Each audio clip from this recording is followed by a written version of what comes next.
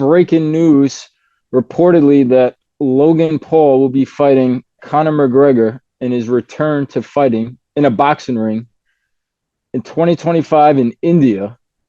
And reports not confirmed yet, $250 million number. What do you make of it? It's a lot of money. It's crazy. I make of it that India is now doing what Saudi Arabia was first to do and what Saudi Arabia's been doing in boxing for a little over a year, and then even with other sports too, where they've come into the mix with huge money, a huge desire to bring sports over to their country, to bring big sports. And maybe with tourism and, changing things over there, and changing the direction of things over there by making them a sports, attraction, a place to go to see sporting events. And I mean, they've done it. They've been doing it with Formula One in Saudi Arabia. They've been doing it with tennis, with golf. They've been doing it with boxing. We're witness to it. We've been there 6 times in the last 14 months. They're making fights that nobody else could make. They're paying money that nobody else could pay. Turki Al-Sheikh has become the face of boxing in that way, where he's really been changing the landscape of boxing with the fights that he's been putting on. It seems to me like India wants to get into the game, wants to get into the mix. That now they are looking to do the same thing. We'll see what comes after this, but man, when you're talking about 500, I mean, from what I understand, it's hosted by India's royal Abami family. It's going to be at the historic, at least that's what they're talking about, 33,000 seat Wankhede Stadium in Mumbai. It's part of the country's Visit India tourism campaign, to my point, similar to what has been happening for the last year in Saudi Arabia during the Riyadh season, with all the huge fights there, plus, like I said, bringing over other sports, all that. So they're in the mix now. What do I make of it?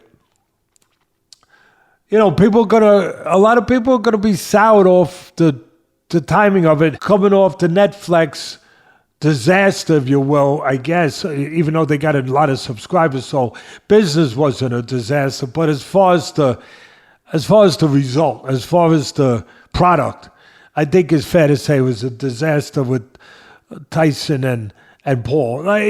Just people didn't think it was real. Right. They just didn't. I mean, going in 58 years old against a 28-year-old former great champion, against a guy who's been boxing 5 years, who's had a great vision, who's done a great job in realizing this vision and learning the sport the best he can and improving in the sport. But still, you had a great former fighter, 30 years older, with a 28-year-old, and the question going in was the question I asked: is it real? And then the answer a lot of people walked away with in their minds was no. I think they're going to answer the same question here. I don't know nothing about nothing except what you just said.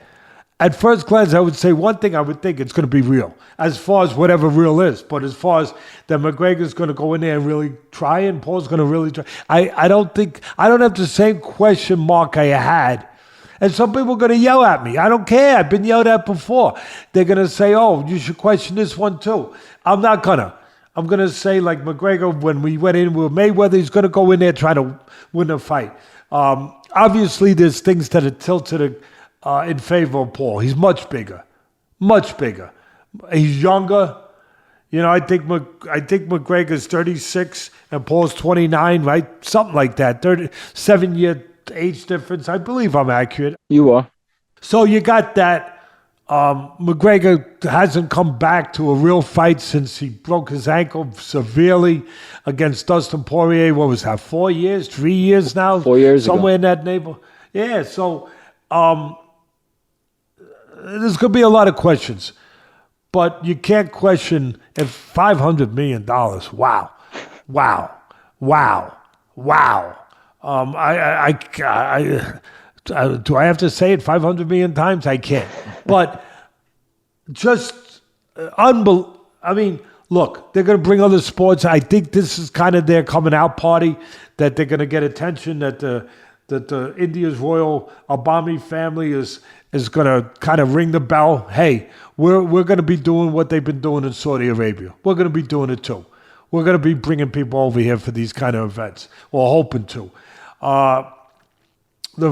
My final thought on it: the landscape in the sports world and entertainment world, it's dramatically changing. It really is. It's dramatically changing. I think that Conor McGregor is one of the greatest promoters and pay-per-view draws ever in combat sports. That's one of the reasons why they're going for him. I think there's questions. Why is it Logan Paul and not Jake Paul? I think that's legitimate. That's a great question. I think a lot of people would say, hey, I'd rather it be Jake. He's more of a legitimate fighter that way. Although, give credit to Logan too. He fought Mayweather a lot bigger than him. He's a lot bigger, but he fought Mayweather, and he's strong. He's in shape. They both take it serious. They both had visions. They're living out their vision. Give them credit. Give them a lot of credit. But I think people are going to ask that. And although obviously McGregor's the more experienced, legitimate fighter here, obviously Paul's going to be, as I already said, much bigger. He's going to be younger. Does this officially signal that Conor is no longer looking to be a legitimate, pure MMA, fighter? I mean, now that he's doing these event extravaganzas, if you will, for this kind of money, which you can't blame him. It's there, go get it.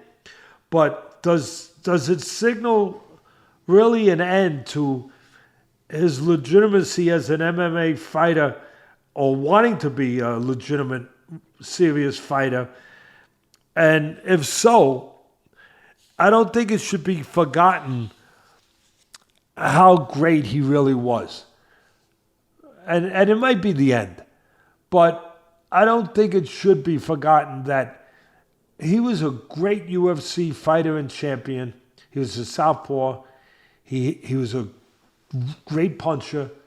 He was a clean puncher. He was a pure counter puncher. He knew how to set it up. He knew how to draw you in. He knew how to control range. He knew how to deliver the power punch from the southpaw position, the backhand, the left hand, in his sport. And he brought the sport to a different level of paydays, much like Ali did in the boxing, creating, crossing over with sports. Ali did that with Inoki, if my memory serves me correct, the Japanese mixed martial artist years ago, when he went and fought him. That turned out to be a fiasco, by the way. Inoki laid on the floor. Ali later on called him the crab. And he laid on the floor and kicked his shins. And Ali was in a hospital for like a week with blood clots in his legs. But he got $7 million. $7 million was like, back then, unheard of. I'm not saying it's 500, but back then it was, I don't know. It was like if you got 100 million or 50 or 6, whatever. It was unheard of. And I think Conor is that guy, where he's a pioneer. He's been a pioneer in his sport, and if this marks the end of him being that fighter in that world, well, then you know what?